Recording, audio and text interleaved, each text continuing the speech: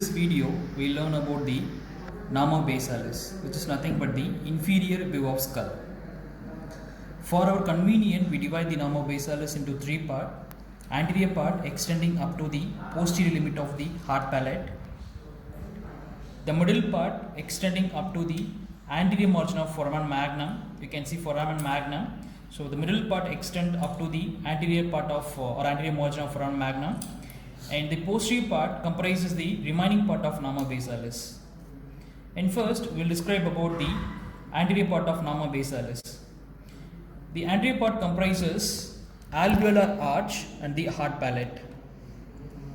The heart palate is enclosed within the alveolar arch, and heart palate is formed by palatine process of maxilla and then horizontal part of palatine bone. And between them you can see a cruciform suture.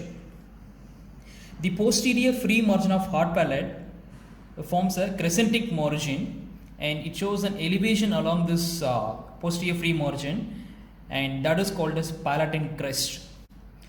The palatine crest from both sides meet in the midline to form a projection which projects posteriorly, and that is called as posterior nasal spine.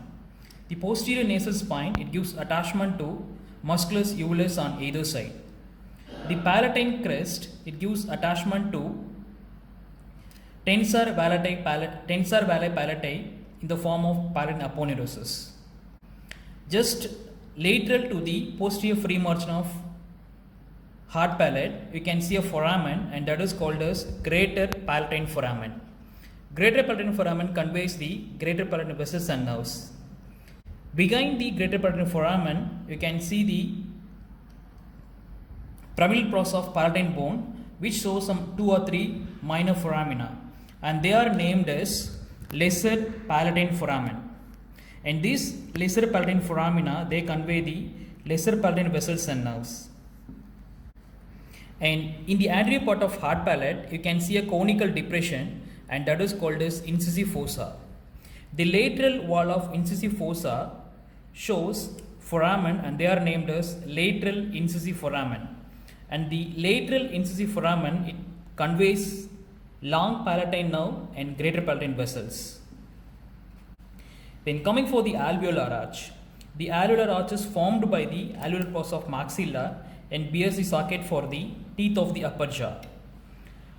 Behind the socket for the third molar teeth, you can see the buccal surface of alveolar arch is conveys with the lingual surface of the alveolar arch.